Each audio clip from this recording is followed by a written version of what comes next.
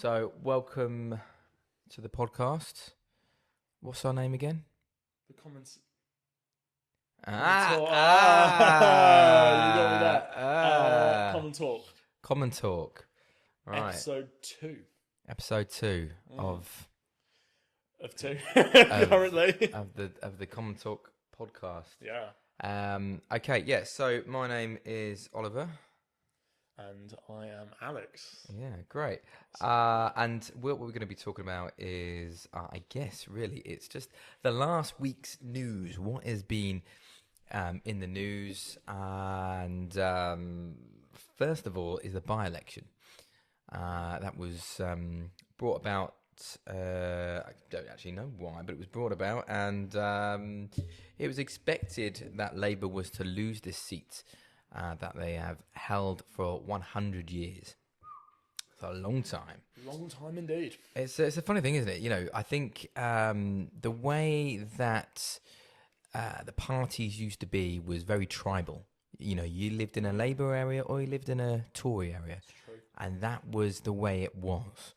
And in most of Wales, actually, it's been Labour for a long time. But the interesting thing about reform is that it is entering into these historic Labour heartlands. And so it was very interesting to see if they would actually get anywhere. And they did. They came second place. They did very, very well. Labour were a far distant third. But just past reform was Plaid Cymru, the Welsh party. I don't know if they want independence. It's a funny one. I don't know if they wanted independence or not. They're similar to the SNP. I always thought they're on the left of Labour. That's great, but if there was a Welsh independence, what the hell? Because, you know, as a country, you need to have something you can export. You need to have something you can import, export. You need to have your own economy. Yeah. Scotland aren't able to do it, so I don't know how Wales would do it. Because the big export was slate, wasn't it? That was a massive export in Wales. Sheep, slate. still is. What? Slate? No, sheep. No. I there's loads of abandoned previous slate mines now. I went in one. Did you? Yeah. I can't remember what it was now, but I'm going to say last year. I went hundreds of meters down. Right. Pretty cool. Did fear for my life. Did you? Yeah, I went with my dad. It was a good time. Apart from the odd, thoughts of dying, and obviously knowing if you break your legs down there, you're pretty fucked. Yeah. Which is a scary thing, and you need to be quite fit even as a tourist going down those. And there's no light, obviously, other than the torch that you've got on your helmet. It is, yeah, absolutely. But it's pretty cool, nonetheless. Anyway, tangent button. Yeah, so so Labour was the main thing. It was a clear sign from the electorate that Labour are not doing very well. They are just over a year into their premiership. They should be still riding that high wave. They got a landslide victory. The thing is, they didn't just win. They thrashed. They did so well in last year's election, and now Keir Starmer is the least popular leader of all time. Yeah. So it's pretty bad. And of course, we were saying earlier that they came in with a mandate of not wrecking the public finances, which famously. Labour is famous for after that note that was left for the Conservative government just before they started their 14-year rule, saying that there was no more money left, and so they really wanted to say how credible they were. They really wanted to say how good they would be with your finances, and a year on, they've proven that they are terrible. They are terrible. So that's an interesting story.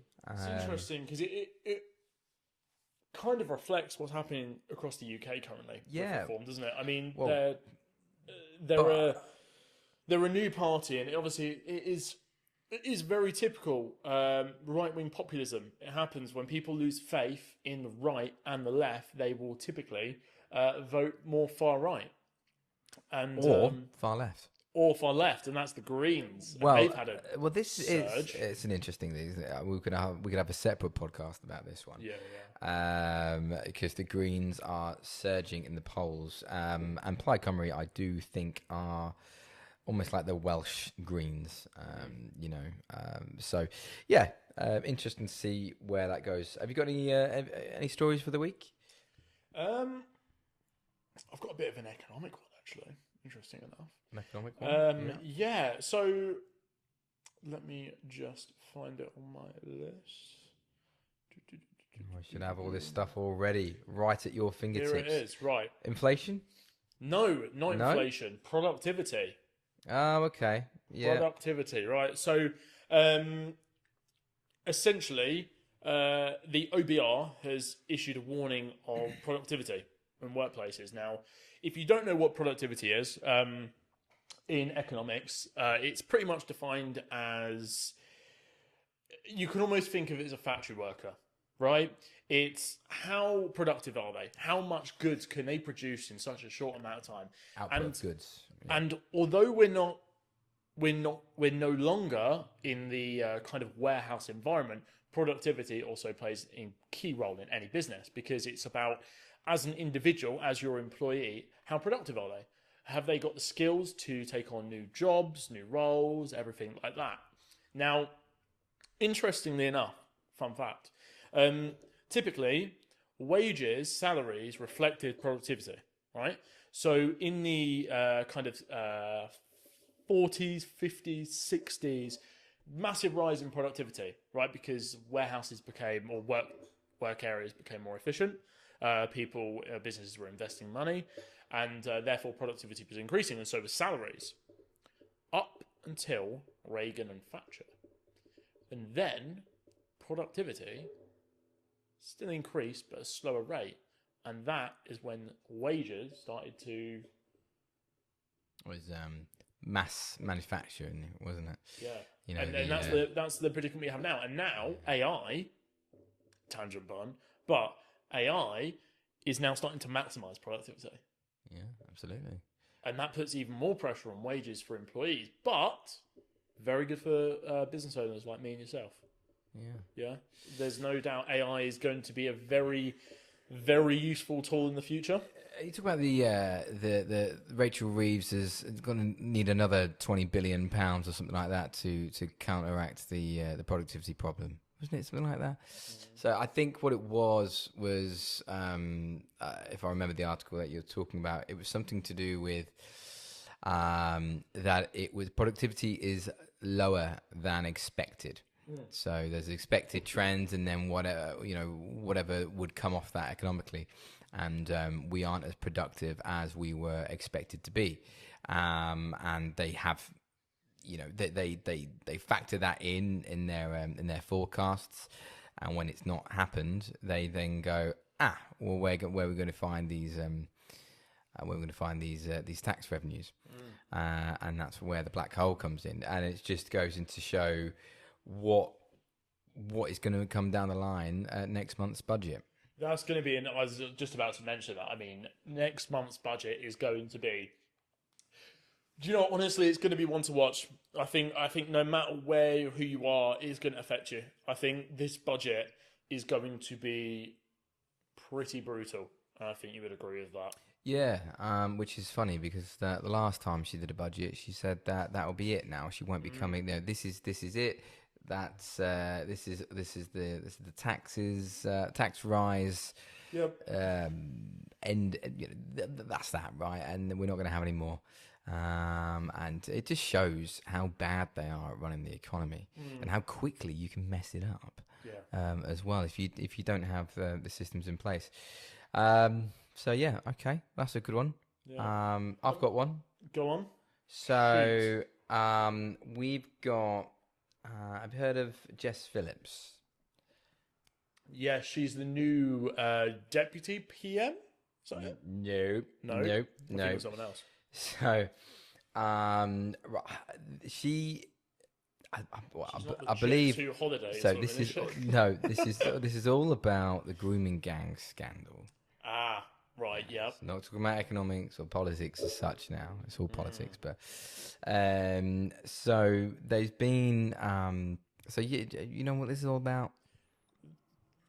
No, do you know what? So Explain. I've got a hint of what you're going to say, but go ahead and. I mean, obviously, there's only so much. This is why we called the common talk because there's only limited knowledge that we've all got. But Yeah. as far as I'm aware, this is how it goes down. So there has been a problem with Pakistani grooming gangs over the past couple of decades Mm-hmm. that has been underreported by the police from fear of being called racist, and communities covering things up for cultural kind of reasons.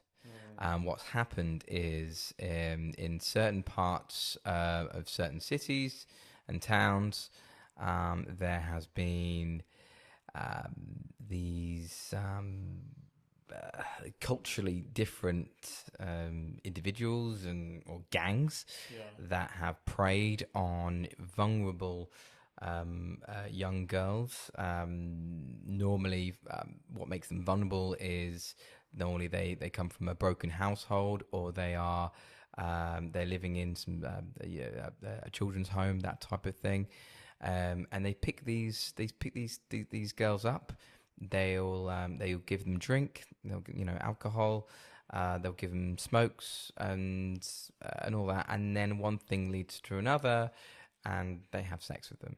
And then what happens is they almost feel like they feel looked after, and it's a really really sad story. And it's something that we thought was isolated to just one town. I think Rotherham is the big famous one. Yeah. Yeah. Yeah. I've heard about that one. And that came out. That probably broke out about nearly 10 years ago now. And it was kind of just okay. Well, that was isolated. That's that, and it wasn't really investigated much more than that. And of course, no one wanted to talk about the cultural reasons of why this was happening. Um, and but now that kind of barrier seems to be changing. It's okay to talk about culture. There is a difference. We're not talking about the color of people's skin. We're talking about cultural differences. Yeah.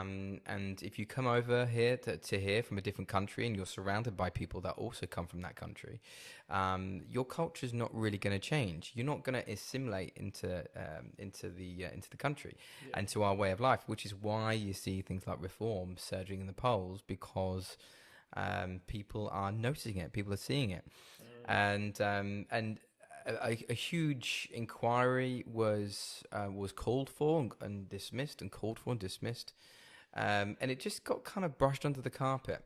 But those calls have got bigger and bigger and bigger. If you remember, Elon Musk got involved, Yeah. and that's when it really, really blew up. Yeah. And it's a funny thing because people have been talking about it. People like Tommy Robinson have been talking about it for a long time.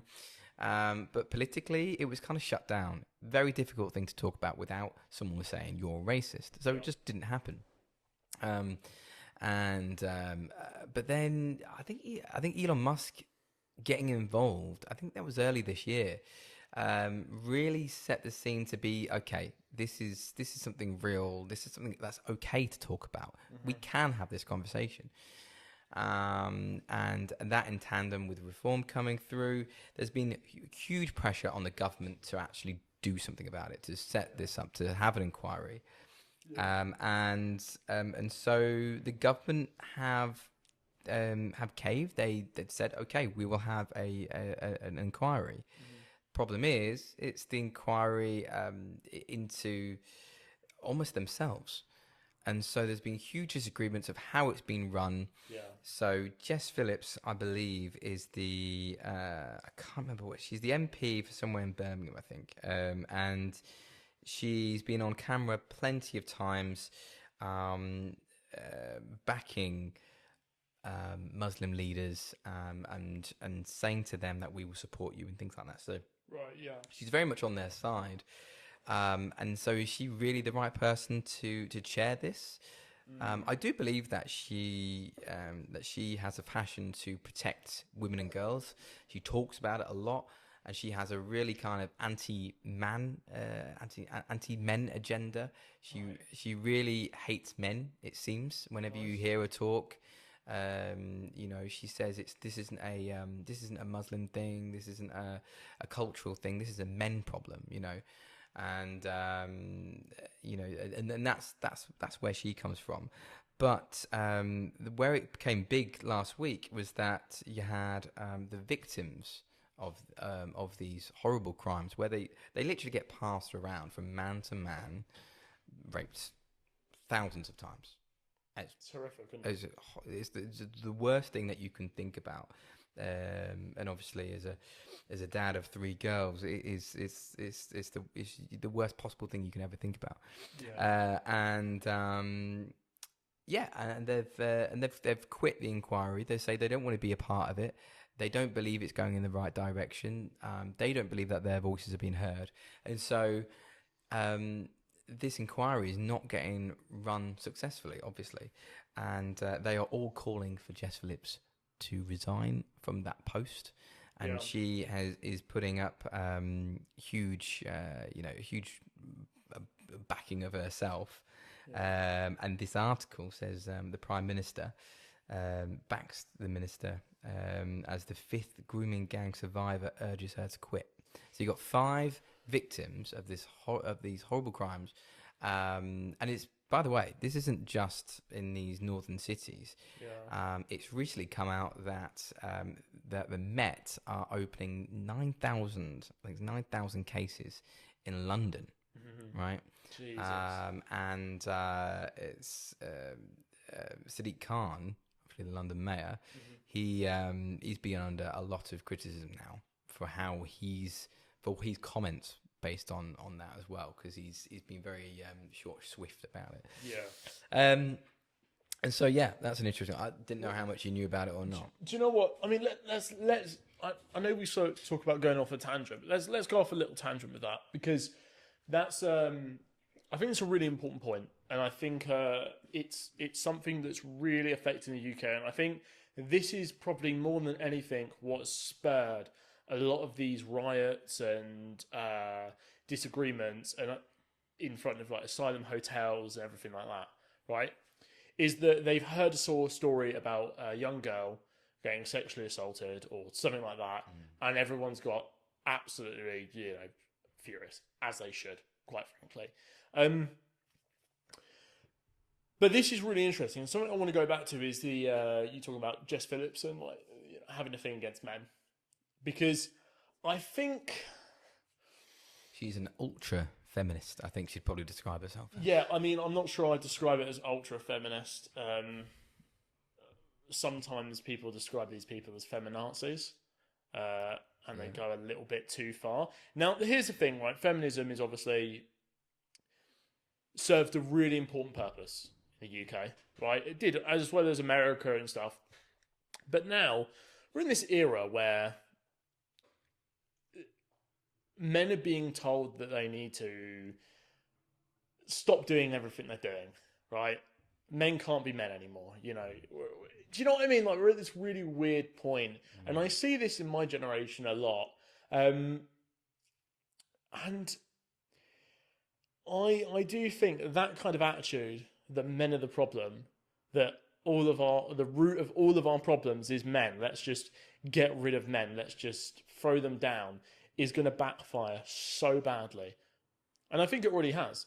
Because I think you can only push so far before you start to have pushback. And I think the thing is with feminism is now that big companies are starting to move away from the woke culture, right? A couple of years ago, I don't know if you remember, viewers might, I don't know, big corporations were, when it was gay pride, big corporations were doing all of that stuff. They were very kind of woke, a lot of diversity, inclusion goals, all of that stuff. But As of this year, and ironically enough, when Trump came into power, that has been dwindling away. And I Yeah, think it's a sign that things are now starting to change. yeah. I think I think it's the sort of what they call it, the culture wars. Mm, The wokeism, and it's. I think it almost needs to go so far one way to for it to come then, back. yeah. Yeah. But it's almost like it once it goes in one direction, it continues to go to that direction until it gets to the extreme. Mm, And this is a problem on both sides, yeah.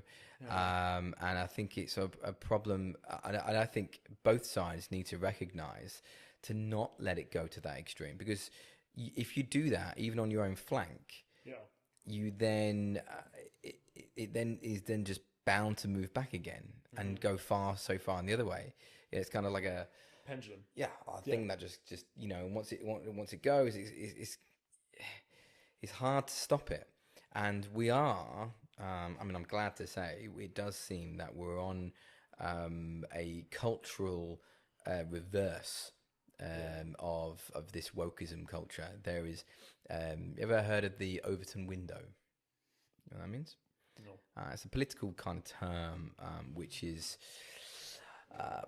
what kind of, I would say it like this, is if you speak to the average man or woman Yeah. and you say something to them, what are their initial thoughts? Are they, oh, you can't say that?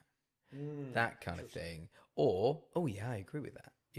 So it's kind of the how the population feels about a certain subject. Yeah.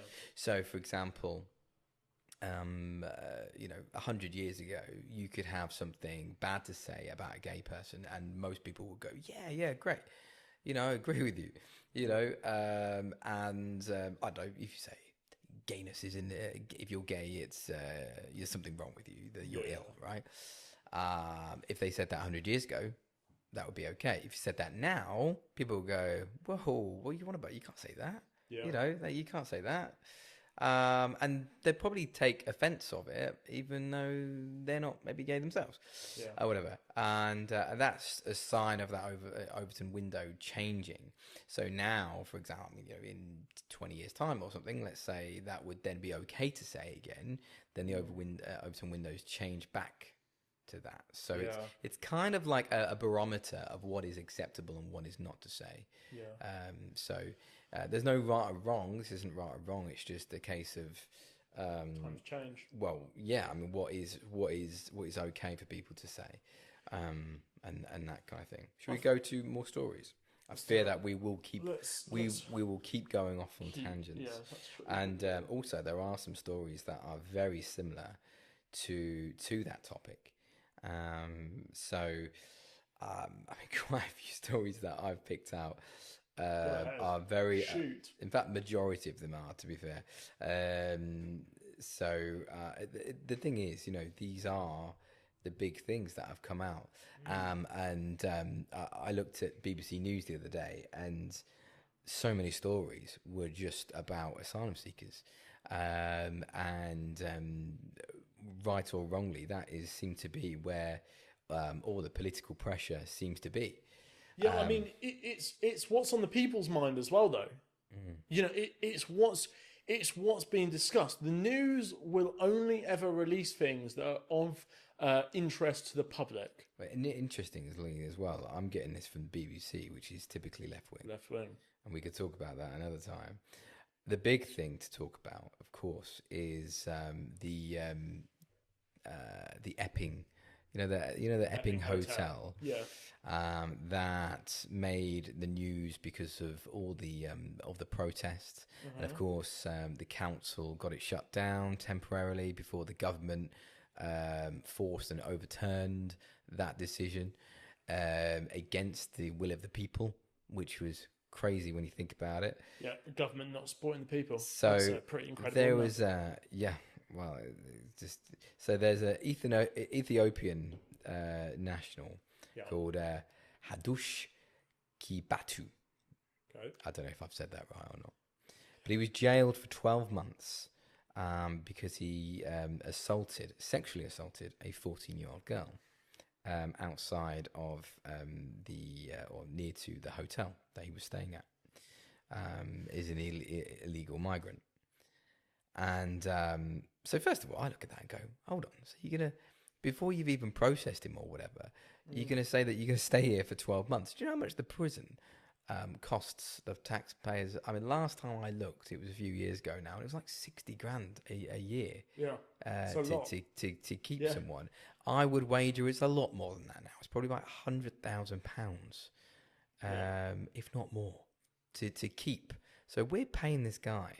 Oh, we're not paying him, but because he's here, we're paying loads of money. So he comes over here illegally. He sexually assaults. He stays in a hotel.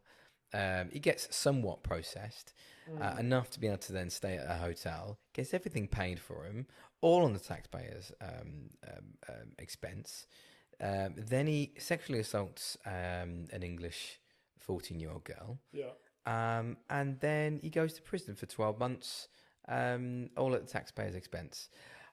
And then what happens to him? It's like, what on earth are we doing? Anyway, that wasn't even the recent controversy. Of course, the controversial thing, it's not even controversial. It was just a massive cock-up. What happened was... I know exactly what you're about to mention. I've heard this. It's pretty incredible, isn't it? Go ahead. He got released from prison. Mistakenly. So he got sentenced to a 12-month term, and he got released. Why? Because obviously they're bloody morons who messed up, and it was all a big cock up. And then he was there was a bit of a man chase or whatever, a manhunt, and they found him in Finsbury Park in London. And I think I saw something that says that they're going to deport him straight away and not put him in prison. But I'm thinking, is that better? Is that better that he now gets to walk free in another country somewhere? I don't know. I mean, I don't really know what the right answer is. Only that you shouldn't fucking been there in the first place. It's incredible, isn't it? It's because you want to punish him, but at the same time, you don't want to pay to punish him. It's almost... I just think I don't know what to do with him. Just don't have him there in the first place. Yeah, that would be the simple solution, wouldn't it? But that would be. I don't think this government's very good at simple solutions. And since then as well, because obviously that's then highlighted something that no one even thought was a problem, which is people getting released from prison when they shouldn't be. Yeah. Isn't mistakenly. People thought, you'd think, whatever, murder, whatever, and they just get released from prison. It's like, what? What? How unprofessional and completely amateur is that? I mean, this is slightly off topic, but not too far off topic. Talking about absolute royal piss-ups from the government. Do you remember when some protesters stormed into RAF Bryce Norton and threw paint into the engine of a C-130? Yeah. I've been in military bases. I've been to Bryce Norton, Benson. Palestine action, right? Yeah. Might have been the climate one. What's the climate one called? No, it's Palestine action because they got... that's why they got designated to be a terrorist organisation. Okay. Well, anyway, it's pretty incredible that they managed to get there, and it's a similar situation with this. It's just such a tremendous fuck up on everyone. How does that happen? How do you go through so many? Getting out of prison isn't like you just open the door. There's got to be paperwork and systems and all that stuff. There's got to be things that automatically update. Yeah. I mean... Well, there was a fraudster that was put in prison. This is I don't know how old this story is, but he sent a letter to the prison, all fake documents releasing him, and then just went, yeah, all right, and they released him. They released the fraudster. Brilliant. Another story, similar sort of thing. So I'm just going to wrap it up with the same. Yeah, and then I want to talk about this. The people can't see what's on my screen right now, but it's very relevant to what we've been talking about. Yeah, sure. This is the story of This is horrible. Okay, so and this actually has not gotten as much coverage as the Epping case. I mean, that made #1 news. Yeah. And this was quite far down the list, but this probably should have been #1. Right. So, an asylum seeker has been found guilty of murdering a hotel worker who he stabbed 23 times with a screwdriver at a railway station. So what happened is he's staying at this hotel. He's an illegal migrant. Mm-hmm. And so he's staying at this hotel at the taxpayer's expense, of course. Yeah. And there was this woman who was working at the hotel, and he followed her home. And stabbed her on the way home 23 times. Jesus Christ. For no reason, by the way. I mean, whatever reason it could be. Maybe she didn't give him a smile whilst he was getting served at the bar that she was working at in the hotel. Who knows? But it's absolutely crazy. That's a picture of her there, and she got stabbed. That's her life over. I mean, there are countless cases about this situation, about illegal migrants coming over and doing bad things to neighbourhoods. It's absolutely bonkers. Just something I want to say, because obviously, people viewing this, people listening to this, may turn around and go, and fair enough, may turn around and go, well, this happens in the UK anyway, and hold on, for that you were completely right. This stuff does happen, but predicament is that these people are already in the UK. A lot of the cases, this is people in the UK. We're talking about people that have come into the UK illegally, right? They haven't, they've been let in royally. They've been given a place to live, and then they're causing the crimes. Yeah. That shouldn't happen. Logically, that's ridiculous. I mean, how stupid as a country do we need to be to go, right, okay, let's just let all these people in, and we know they're from different cultures, fine, but we'll just see what happens, because that's what they're doing. There's not enough being done. I mean, when it comes to illegal migrants, I think it's more than a cultural issue, right?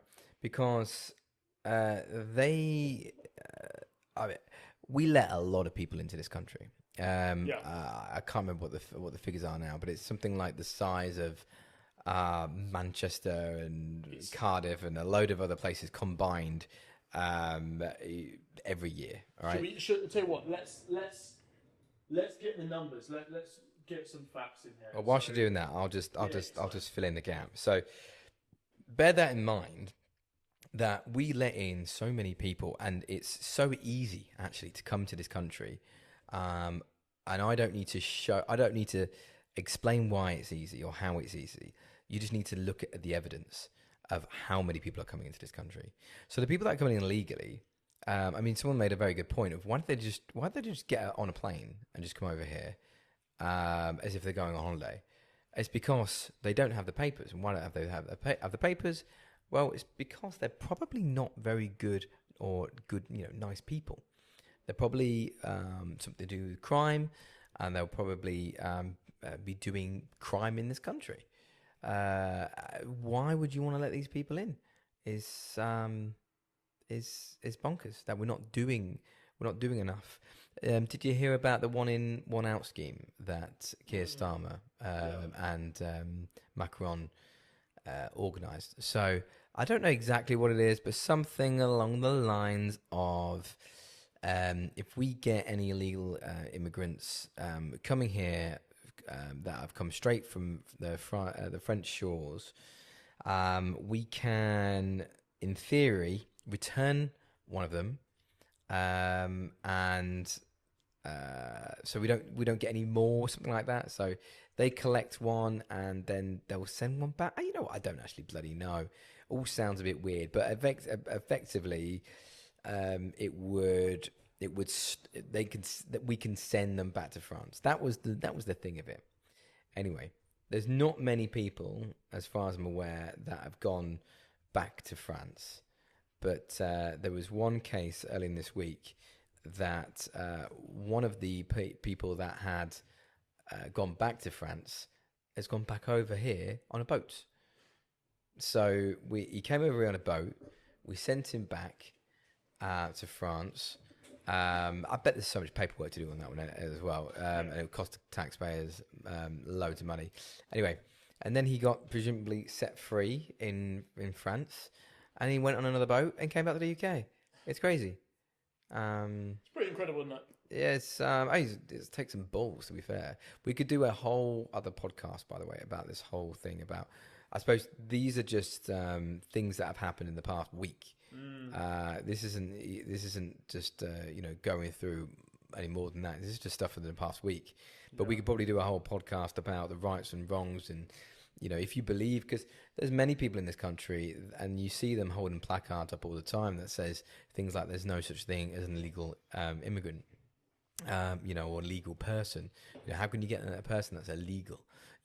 Just because you were born in a country doesn't mean you that makes it yours, kind of thing. So there's a lot of people that feel very strongly. I don't agree with that, but there was a lot of people that feel very strongly about that type of thing, and I think it's probably worth us having a conversation about that at some point. That in our own podcast, yeah. So, but yeah. Anyway, what have you got to show? Well, I'm just waiting for these figures to actually appear. But just before we look at this, I'm going to pull something up. Talking about a country that seems to be doing and managing to show people actually it is possible to deport people in mass waves, and that's the US. So whether you like Trump, you don't like Trump, you can't deny this is pretty bloody impressive. So by September 23, 2025, the Trump administration claimed that 2 million illegal immigrants had left the country for a combination of over 400,000 deportations and an estimated 1.6 million self-deportations. Now, here's the interesting thing with that, right? Obviously, the stats could be a little bit off. It's difficult to tell, and it's a little bit biased. But 400,000 deportations. So that's when ICE, which is the American Homeland Security kind of deportations, stormed businesses, stormed homes, and have collected 400,000 people, and have actually physically managed to get them out of the country. Right? So, I assume what's happened, right, is that Trump's got in power, and he's gone, right, this is a problem. We need to solve it. And then, when someone says, oh no, we can't do that, he finds a workaround. And that is a good thing with Trump. He's a businessman. He's good at finding workarounds to things. And I just wanted to show that to anyone that kind of... it really shows where we really need to be in England. If we want to start fixing the immigration problem, this is where we need to be. And I'm not talking about, throwing out immigrants that have come to this country, illegally and stuff like that. But when we have asylum seekers that have come to this country that, as we talked about, are causing problems, we need to have the balls to deport them. Now, where do we deport them to? Well, that's the question. Now, personally, this is going to piss off a lot of people. We need to send them straight back to France. And the French need to deal with that problem. Because I'm not being funny. These people have travelled... Or, do you know what I thought? Now, I don't know if this would work, because logically, it doesn't seem right. Because if these people are risking their lives to come over to the UK, I doubt that they'll care. But in World War II, something the English did was they used to drop loads of leaflets and flyers over different parts of Europe, including France and Dunkirk. And I was thinking, it might be an interesting thing to say, once we've actually changed like benefits, or once we've grown a backbone to turn around and say, right, these boats, if we see them, we're spinning them around and then taking them straight back to France. Would it be interesting to send flyers out when we get to that point and basically say, don't bother. If we catch you, you're gone. Don't risk your life. It's not worth it. You're gone where? What do you mean? We say, don't risk your life, you're gone. Yeah, don't risk your life. Don't bother coming over the channel because if we catch you, we're gonna drag you straight back to France. Right. Okay. So I mean, yeah, it's an interesting. Yeah. So firstly, with the US, it's a somewhat easier border because it is one continuous land border, and Granted, they've just built a massive wall, granted. and they put a lot of people on it. It's also, I think, it's much easier to see where people have come from, and they know that they've all come from there. But yeah, ultimately, Trump has the balls to do it, and he doesn't care, which is where we should be, 100%. And there's been a lot of talk about, well, how do we even know where someone's come from? So let's say someone's come from Afghanistan, okay, and they're here illegally, and we want to deport them.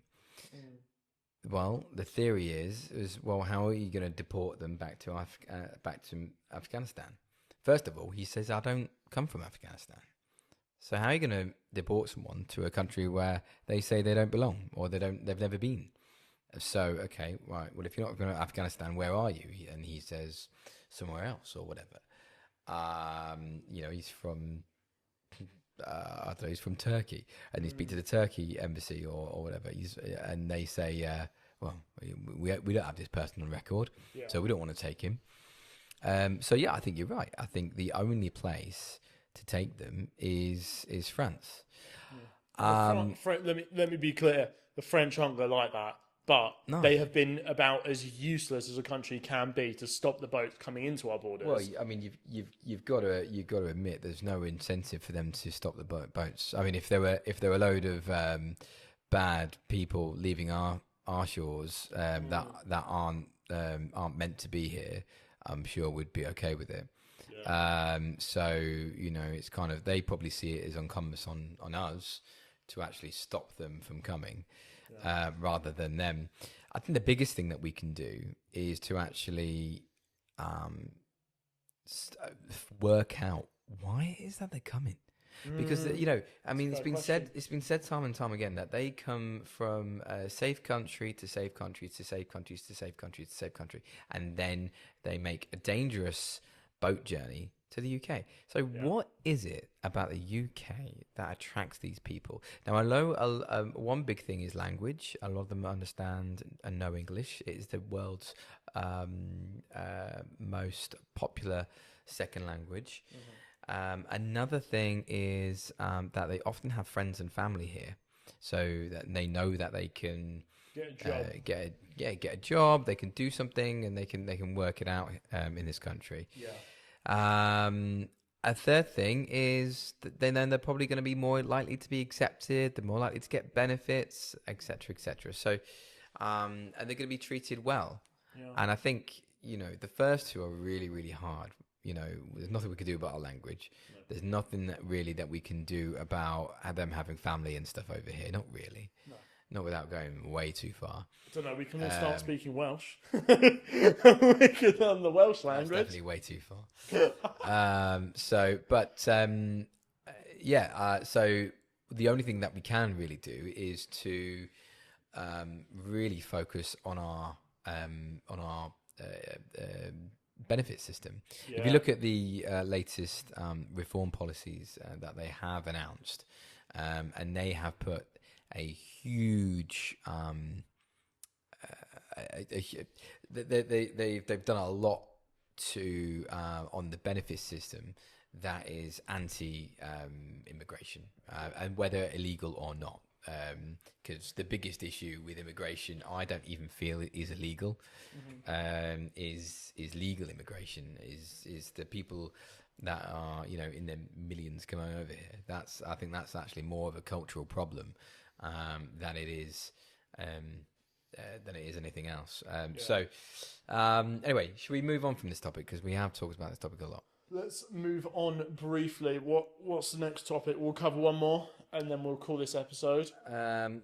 Okay, well... Make it a good one. So...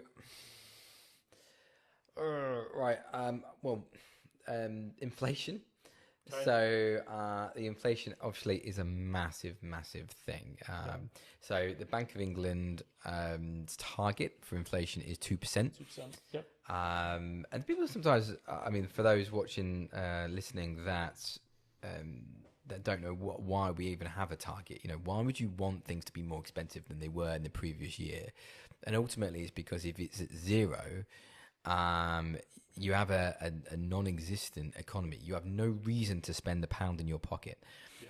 So you have to have a reason to spend, otherwise nothing gets done. Or it's very sluggish. Yeah. So, but at the same time, you don't want to spend too much of your money, because inflation gets too high. Then there's almost you just almost want to get rid of all your money, and there's no sense in it. So money becomes worthless. It loses its value if you get inflation, especially hyperinflation. Sorry, just to pause it. Ultimately, for the viewers out there that might know the word inflation, but ultimately not what it is.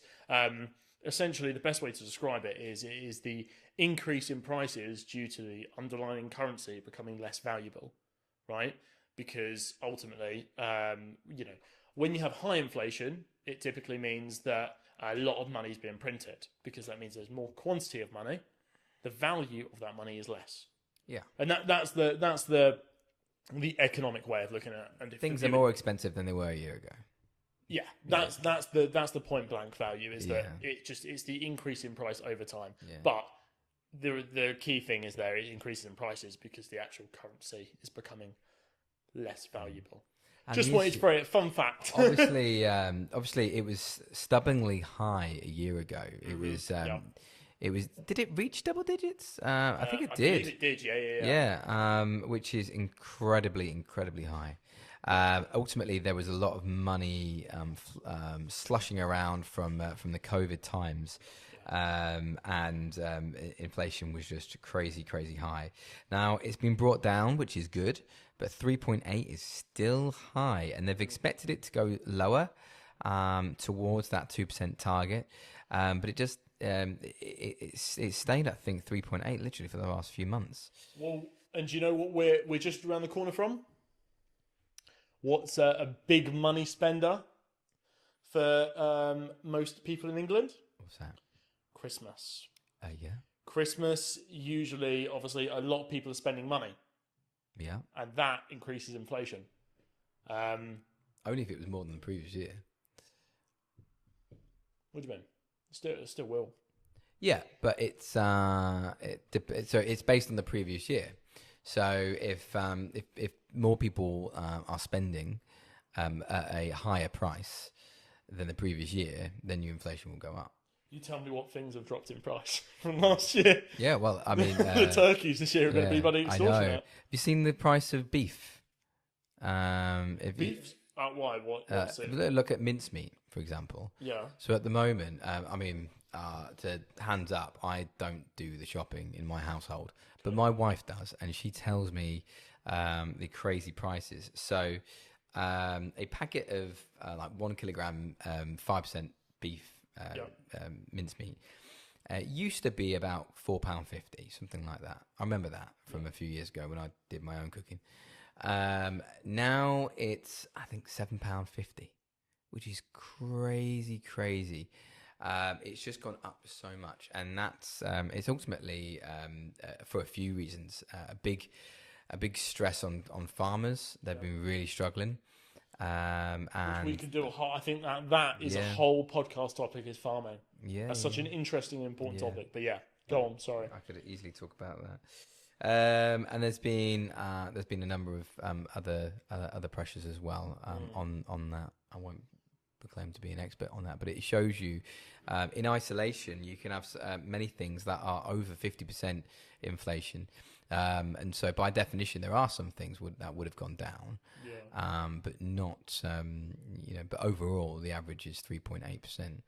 I think we spoke about this last week, didn't we, when we said about the cost of a Freddo or the cost of Haribo, which is always my barometer, and it has largely stayed the same. Bit of shrinkflation, some things a bit higher, but over the time period, it's not too bad compared to other things.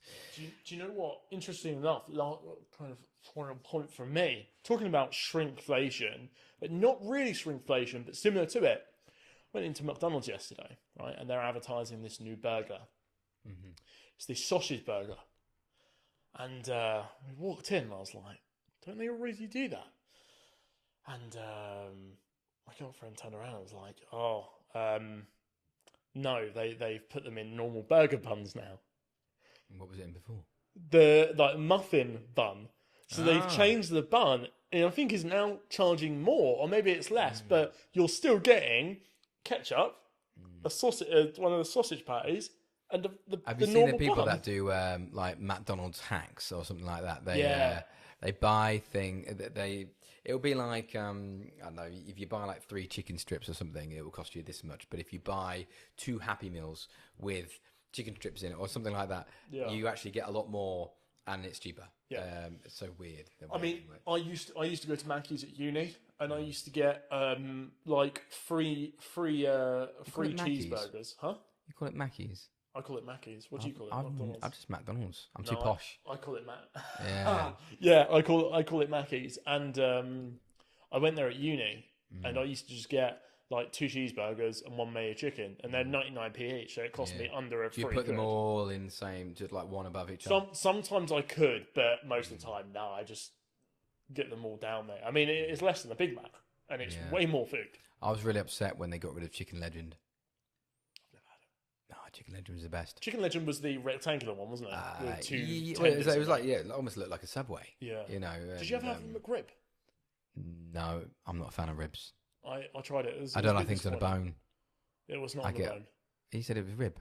Yeah, it's rib, but it's not on the bone. It's processed rib. It's balance. Oh, okay. Fair enough. But anyway, I think... Should we wrap it up? I think we should wrap it up there. Got plenty of time on here. And, Do we have a clock that says how long we've been doing this for? Well, yeah, I do. It's 52 minutes. Oh, that's all right. Cool. Well, over and out, and we'll do another episode. We'll think about what we do on that one. Do it. We'll do a topic. I was thinking of AI. AI. Yeah, we do AI. Talk about AI and jobs. Cool. All right. Right. Well, look, I hope you guys enjoyed that. Well, if you like this podcast, likes us rambling on, we're going to try and do one of these every week. One episode we talk about politics, talk about the news, talk about what's happened in the UK. And another episode where we talk a little bit about a big question in everyone's mind, whether it's kind of sociology, whether it's politics, religion, business, finance, all stuff like that. Well, I hope you enjoyed it. Give us a follow, subscribe, and we'll see you guys on the next podcast.